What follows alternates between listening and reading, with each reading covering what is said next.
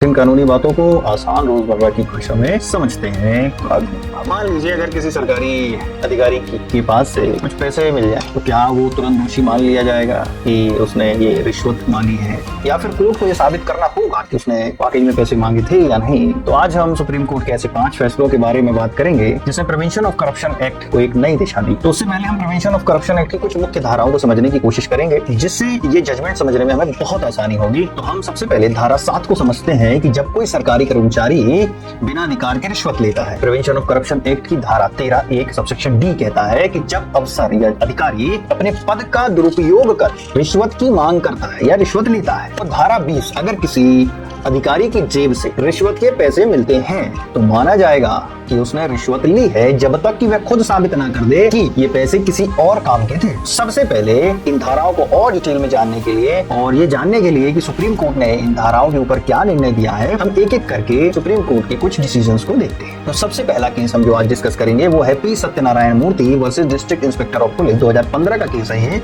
आंध्र प्रदेश का। इस केस में एक अधिकारी के पास से पैसे तो मिले लेकिन रिश्वत देने वाला कोर्ट में पलट गया और कुछ भी कहने से मुंह कर गया। तो सुप्रीम कोर्ट ने कहा कि सिर्फ जेब में पैसे मिलने से अपराध सिद्ध नहीं होता, जब तक यह साबित न हो कि अधिकारी ने रिश्वत की मांग की थी तब तक उसे दोषी नहीं ठहराया जा सकता।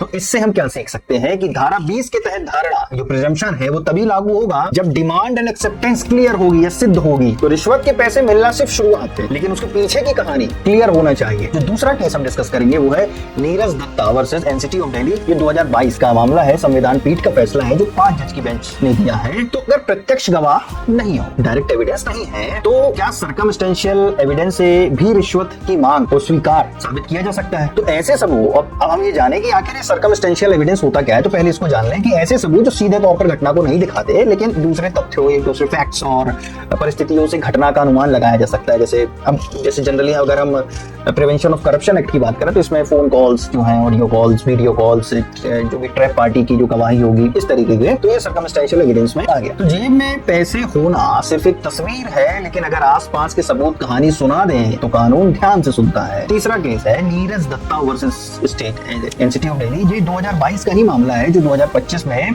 सुप्रीम कोर्ट ने अभी इसको रिजर्व रखा है इस जजमेंट को। तो इस फैसले में सवाल उठा कि क्या सिर्फ रिश्वत के पैसे मिलने से धारा 20 की धारणा अपने आप लागू हो जाती है। तो एडिशनल सॉलिसिटर जनरल ने कहा कि रिश्वत जो है वो देश को खा रही है, इसलिए धारा 20 को और मजबूत करने की जरूरत। वहीं अन्य वकील ने कहा कि पैसे मिलना काफी नहीं है, सिर्फ डिमांड एंड एक्सेप्टेंस साबित करना जरूरी है। अब यह फैसला सुप्रीम कोर्ट में सुरक्षित रखा गया है। अब आने वाले समय में यह कानून की दिशा तय करेगा कि आखिर इस डिसीजन का क्या प्रभाव पड़ता है। उसे पकड़ लेना काफी नहीं है कि पैसे आपके पास से पकड़ गए, ये काफी नहीं है, जुर्म साबित करना भी उतना ही जरूरी है। अब हम एक अलग केस की बात करें जो है ए श्रीनिवासुलु वर्सेस स्टेट की। तो इस केस में पुलिस ऑफिसर पर आरोप था लेकिन प्रोसिक्यूशन ने केस को सही प्रक्रिया से नहीं चलाया। सुप्रीम कोर्ट ने कहा कि अगर प्रोसिक्यूशन गड़बड़ी करे या गवाह भरोसेमंद ना हो तो आरोपी को बेनिफिट ऑफ डाउट मिलेगा। यहाँ धारा 306 सीआरपीसी के तहत गवाह को मजिस्ट्रेट के सामने पेश नहीं किया गया था एवं अधिकारी को बरी कर दिया गया। अब धारा 306 जो सीआरपीसी की थी वो बीएनएसएस में 343 हो गई है, जो क्षमादान देने से संबंधित है कि मतलब अगर किसी अपराध से कोई व्यक्ति प्रत्यक्ष या अप्रत्यक्ष रूप से जुड़ा है और कोई अपराध के बारे में पूरी जानकारी उसको देने या कानून की मदद करने के लिए तैयार है तो उसे क्षमादान देने के लिए मजिस्ट्रेट के सामने पेश किया जाता है। तो इस केस में उसे पेश नहीं किया गया था लेकिन इसमें सबूतों के अभाव के कारण व्यक्ति को बरी किया गया था। तो कानून की राह सीधी हो जाती है, बिना सबूत की मंजिल नहीं मिलती।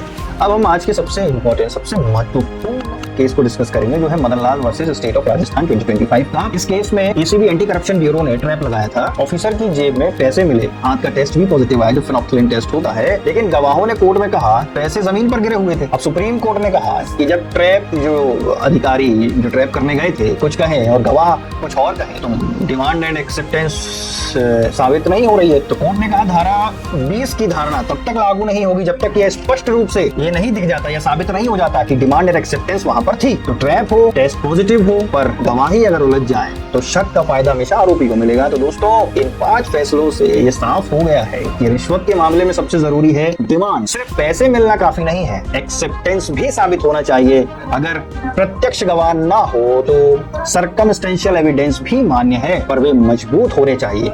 अभियोजन की गलती से केस कमजोर हो सकता है और ट्रैप के सबूत साफ और संतुलित होने चाहिए। रिश्वत पकड़ना कानून का कर्तव्य है, पर बिना सबूत किसी को दोषी ठहराना उसी कानून का अपमान है। अगर आपको ये समझ में आया हो तो वीडियो को लाइक करें, कमेंट करके बताएं क्या सिर्फ जेब में पैसे मिलने से अधिकारी को दोषी मान लेना चाहिए, और सब्सक्राइब करें लॉ सिंप्लीफाइड को, जहां हम आपको समझाते हैं कानून एकदम सरल और सटीक भाषा में।